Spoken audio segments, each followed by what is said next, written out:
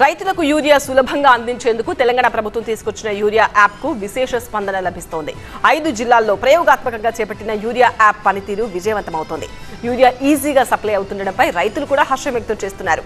అటు తెలంగాణ వ్యాప్తంగా యాప్ అమలుకు మంత్రి తుమ్మల ఆదేశాలు ఇచ్చారు.